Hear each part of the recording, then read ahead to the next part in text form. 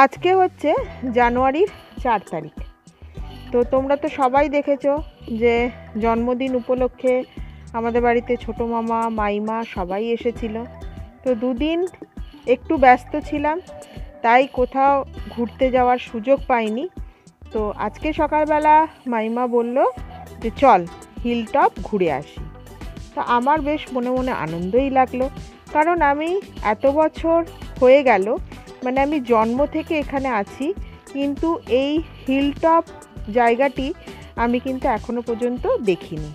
চিত্তরঞ্জনের নাকি খুব ফেমাস এই জায়গাটা, যেখানে আগে পিকনিক স্পট ছিল, এখনও আছে। তো দেখার মানে খুবই ইচ্ছে ছিল আমার। তো আমি তো এক বাক্যে রাজি হয়ে গেলাম।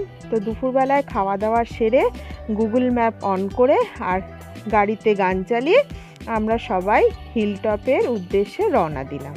তো হিলটপের সামনে এই মাঠটা বেশ বড়ই দেখলাম। সেখানে সমস্ত ছেলেরা দুপুরবেলা খেলাধুলো করছে, চিত্তরঞ্জনের কোয়ার্টারের সমস্ত বউয়েরা এখানে বসে বসে গল্প করছে। বেশ ভালোই লাগলো বাইরেটা।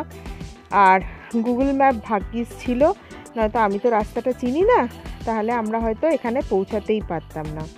তো খুবই মানে কি বলবো, খুবই আনন্দ সহকারে আমরা সবাই যাচ্ছি হেঁটে হেঁটে এই উঁচু রাস্তাটা দিয়ে।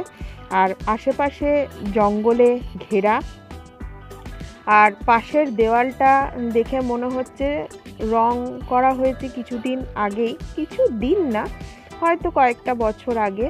তো যারা আগে এখানে এসছে তারা বলেছে আগে নাকি এই দেয়ালটা ছিল না। তো আমার সেরকম কোনো আইডিয়া নেই, তাই বলতেও পারছি না যে ছিল কি ছিল না, কারণ আমি কোনো দিনই এই জায়গায় আসিনি। তো আমার কিন্তু আস্তে আস্তে যত ওপরে উঠতে বেশ কষ্টই হচ্ছে। ওই যে একই ব্যাপার, স্পন্ডেলাইটিসের ব্যথা, তোমরা তো সবাই জানো, আমি সবসময় বলি। তো যাই হোক, একটু থেমে থেমে হাঁটছি, যে উঠতে তো হবেই, দেখতে হবে নতুন জায়গাটা। তো আশেপাশে এত জঙ্গল, আমার কিন্তু খুব একটা যে জায়গাটা ভালো লাগছে সেটাও বলা যায় না। কিন্তু আমার ওই যে একই কথা, যে আগে শেষ অবধি দেখব, যদি ওপরের দিকে ভালো কিছু থাকে তো দেখব। তো এইগুলো দেখো, প্রচুর জঙ্গল আশেপাশে।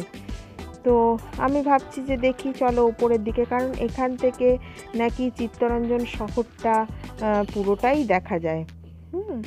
আর চিত্তরঞ্জন তো আমাদের সবার কাছে কোনো মানে অচেনা জায়গা নয়। সত্যি কথা বলতে কি, চিত্তরঞ্জন হচ্ছে প্রসিদ্ধ একটা জায়গা রেল ইঞ্জিন তৈরির জন্য। তো এই জায়গাটা তার মধ্যে একটা ফেমাস জায়গার মধ্যেই পড়ে হিলটপ। তো চলো আরও উপরে ওঠা যাক। আর আমি যতদূর জানি যে নতুন একটি ট্রেন আছে অমৃত ভারত, তার ইঞ্জিনটিও কিন্তু এখানেই তৈরি হয়েছে।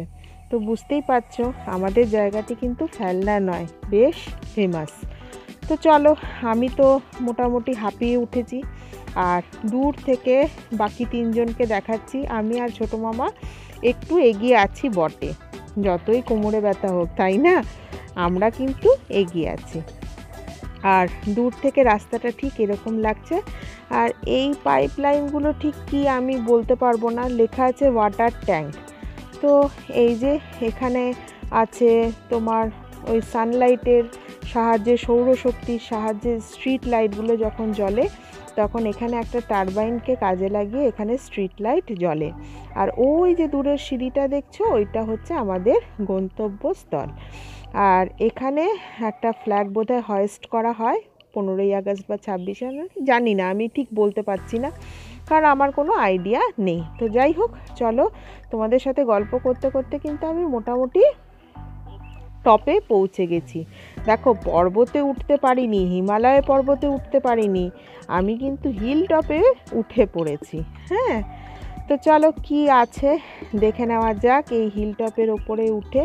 তো এই দেখো, এই হচ্ছে এই পুরো চিত্তরঞ্জন শহরটা। কিন্তু তোমরা কিন্তু কিছুই দেখতে পাবে না। এক নম্বর হচ্ছে কুয়াশা, আর দ্বিতীয় নম্বর হচ্ছে এত জঙ্গল যে তার জন্য কিছুই দেখা যায় না। কিন্তু শহরটা আগে কিন্তু এখান থেকে বেশ সুন্দরভাবে দেখা যেত।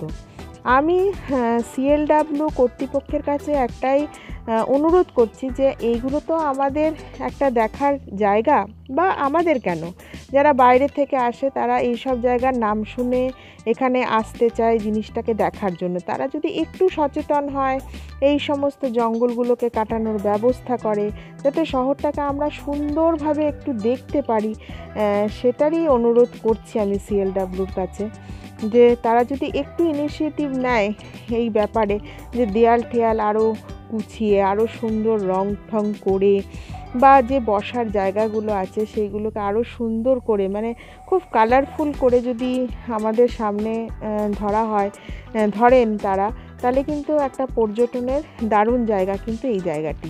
কিন্তু দেখো, কিন্তু এই অযত্নে জায়গাটি কিন্তু বেশ খারাপ অবস্থায় আছে।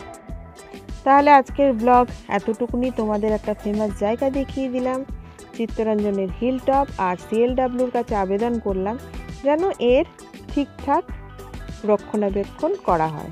তাহলে আজকের মতো এতটুকুনি, টাটা।